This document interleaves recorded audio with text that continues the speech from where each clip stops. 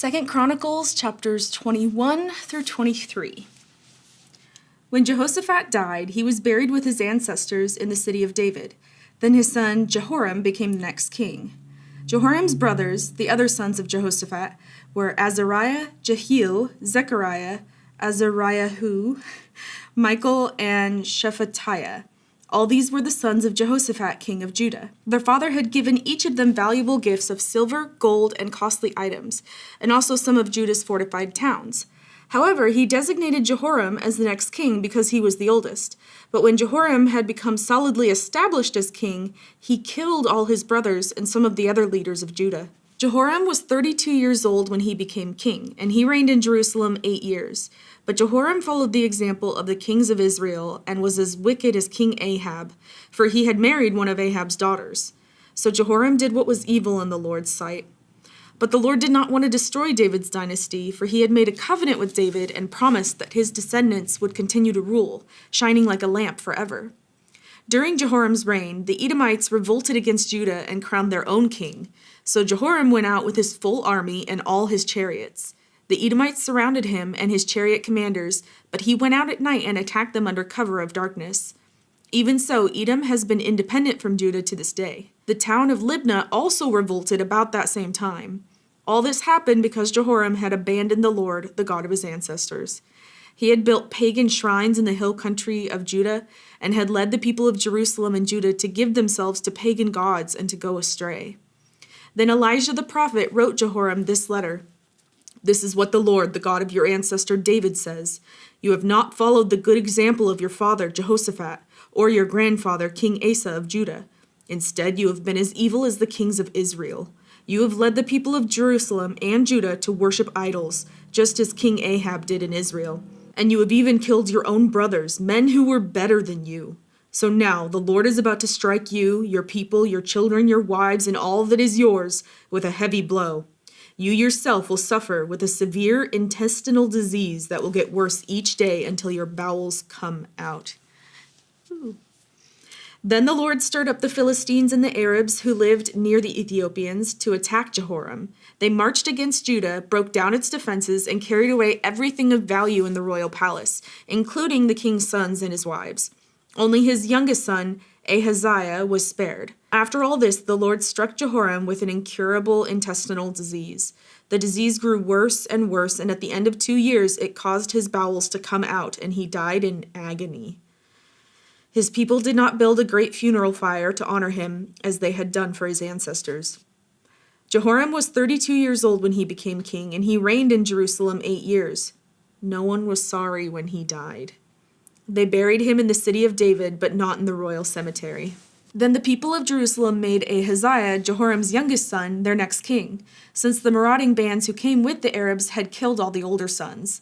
So Ahaziah, son of Jehoram, reigned as king of Judah. Ahaziah was 22 years old when he became king, and he reigned in Jerusalem 1 year. His mother was Athaliah, a granddaughter of King Omri. Ahaziah also followed the evil example of King Ahab's family, for his mother encouraged him in doing wrong. He did what was evil in the Lord's sight, just as Ahab's family had done. They even became his advisors after the death of his father, and they led him to ruin.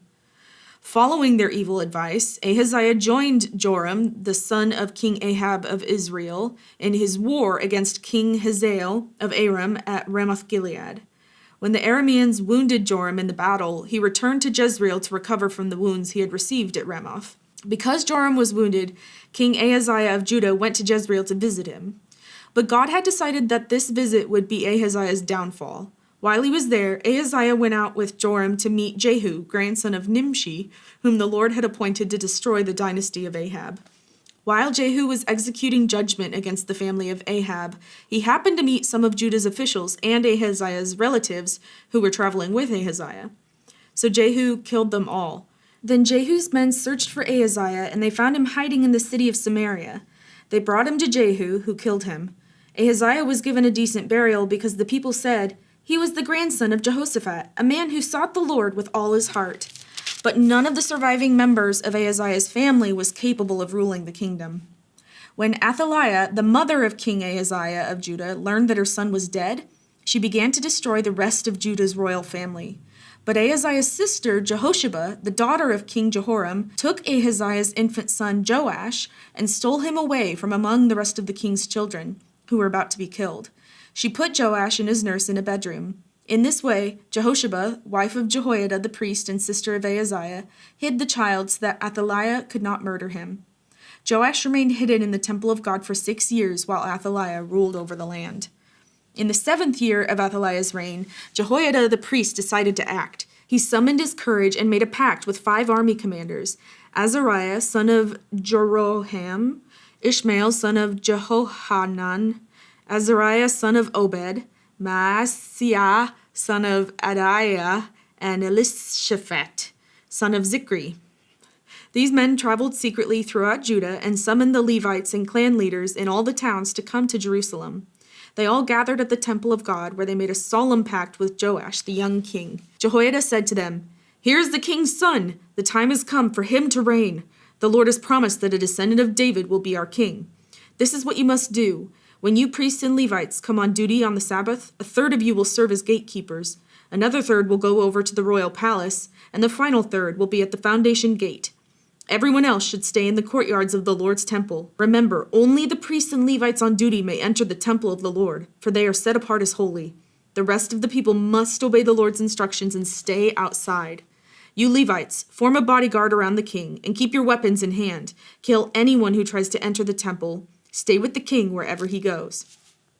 So the Levites and all the people of Judah did everything as Jehoiada the priest ordered. The commanders took charge of the men reporting for duty that Sabbath, as well as those who were going off duty. Jehoiada the priest did not let anyone go home after their shift ended. Then Jehoiada supplied the commanders with the spears and the large and small shields that had once belonged to King David and were stored in the temple of God. He stationed all the people around the king with their weapons ready. They formed a line from the south side of the temple around to the north side and all around the altar. Then Jehoiada and his sons brought out Joash, the king's son, placed the crown on his head, and presented him with a copy of God's laws. They anointed him and proclaimed him king, and everyone shouted, "Long live the king." When Athaliah heard the noise of the people running and the shouts of praise to the king, she hurried to the Lord's temple to see what was happening. When she arrived, she saw the newly crowned king standing in his place of authority by the pillar at the temple entrance. The commanders and trumpeters were surrounding him, and people from all over the land were rejoicing and blowing trumpets. Singers with musical instruments were leading the people in a great celebration. When Athaliah saw all this, she tore her clothes in despair and shouted, "Treason! Treason!" Then Jehoiada the priest ordered the commanders who were in charge of the troops, "Take her to the soldiers in front of the temple and kill anyone who tries to rescue her." For the priest had said, "She must not be killed in the temple of the Lord." So they seized her and led her out to the entrance of the horse gate on the palace grounds, and they killed her there. Then Jehoiada made a covenant between himself and the king and the people that they would be the Lord's people. And all the people went over to the temple of Baal and tore it down. They demolished the altars and smashed the idols, and they killed Mattan the priest of Baal in front of the altars. Jehoiada now put the priests and Levites in charge of the temple of the Lord, following all the directions given by David. He also commanded them to present burnt offerings to the Lord as prescribed by the law of Moses, and to sing and rejoice as David had instructed. He also stationed gatekeepers at the gates of the Lord's temple to keep out those who for any reason were ceremonially unclean. Then the commanders, nobles, rulers, and all the people of the land escorted the king from the temple of the Lord. They went through the upper gate and into the palace, and they seated the king on the royal throne. So all the people of the land rejoiced, and the city was peaceful because Athaliah had been killed. Romans 11:13-36. I am saying all this especially for you Gentiles. God has appointed me as the apostle to the Gentiles. I stress this, for I want somehow to make the people of Israel jealous of what you Gentiles have, so I might save some of them. For since their rejection meant that God offered salvation to the rest of the world, their acceptance will be even more wonderful. It will be life for those who were dead. And since Abraham and the other patriarchs were holy, their descendants will also be holy, just as the entire batch of dough is holy because the portion given as an offering is holy. For if the roots of the tree are holy, the branches will be too. But some of these branches from Abraham's tree, some of the people of Israel, have been broken off, and you Gentiles who were branches from a wild olive tree have been grafted in. So now you also receive the blessing God has promised Abraham and his children, sharing in the rich nourishment from the root of God's special olive tree. But you must not brag about being grafted in to replace the branches that were broken off. You are just a branch, not the root. Well, you may say, those branches were broken off to make room for me. Yes, but remember, those branches were broken off because they didn't believe in Christ, and you are there because you do believe. So don't think highly of yourself, but fear what could happen. For if God did not spare the original branches, he won't spare you either. Notice how God is both kind and severe. He is severe toward those who disobeyed, but kind to you if you continue to trust in his kindness. But if you stop trusting, you also will be cut off. And if the people of Israel turn from their unbelief, they will be grafted back in again, for God has the power to graft them back into the tree. You, by nature, were a branch cut from a wild olive tree.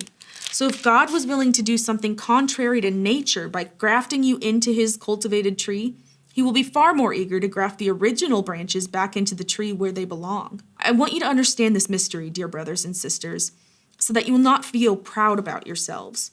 Some of the people of Israel have hard hearts, but this will last only until the full number of Gentiles comes to Christ, and so all Israel will be saved.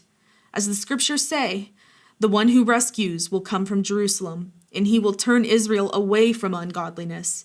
And this is my covenant with them, that I will take away their sins. Many of the people of Israel are now enemies of the good news, and this benefits you Gentiles.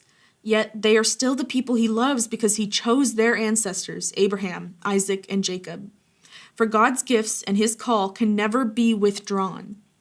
Once you Gentiles were rebels against God, but when the people of Israel rebelled against him, God was merciful to you instead. Now they are the rebels, and God's mercy has come to you so that they too will share in God's mercy. For God has imprisoned everyone in disobedience so he could have mercy on everyone. Oh, how great are God's riches in wisdom and knowledge! How impossible it is for us to understand his decisions and his ways. For who can know the Lord's thoughts? Who knows enough to give him advice? And who has given him so much that he needs to pay it back? For everything comes from him and exists by his power and is intended for his glory. All glory to him forever. Amen. Psalm 22, 1-18. My God, why have you abandoned me? Why are you so far away when I groan for help? Every day I call to you, my God, but you do not answer. Every night I lift my voice, but I find no relief. Yet you are holy, enthroned on the praises of Israel. Our ancestors trusted in you, and you rescued them. They cried out to you and were saved. They trusted in you and were never disgraced. But I am a worm and not a man. I am scorned and despised by all. Everyone who sees me mocks me. They sneer and shake their heads, saying, "Is this the one who relies on the Lord? Then let the Lord save him. If the Lord loves him so much, let the Lord rescue him." Yet you brought me safely from my mother's womb and led me to trust you at my mother's breast. I was thrust into your arms at my birth. You have been my God from the moment I was born. Do not stay so far from me, for trouble is near, and no one else can help me. My enemies surround me like a herd of bulls. Fierce bulls of Bashan have hemmed me in. Like lions, they open their jaws against me, roaring and tearing into their prey. My life is poured out like water, and all my bones are out of joint. My heart is like wax melting within me. My strength has dried up like sun-baked clay. My tongue sticks to the roof of my mouth. You have laid me in the dust and left me for dead. My enemies surround me like a pack of dogs. An evil gang closes in on me. They have pierced my hands and feet. I can count all my bones. My enemies stare at me and gloat. They divide my garments among themselves and throw dice for my clothing. Proverbs 20:7. The godly walk with integrity. Blessed are their children who follow them.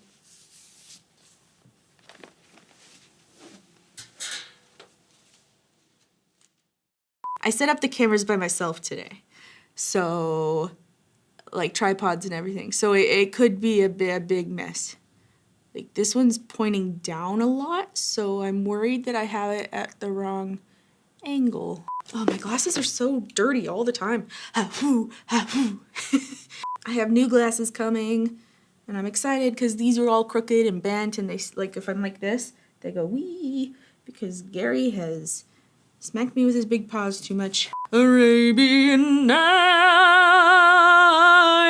Arabian Days. I don't know if those are the lyrics. The sky is so blue today. But none of the surviving members.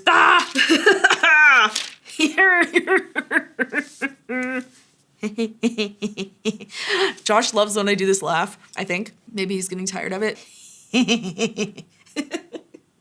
It's a fake laugh for sure. It's I feel like it's from Hunchback of Notre Dame. I thought it was the goat, but I can't find the clip on YouTube, so I just need to watch the whole movie, which I don't have time for.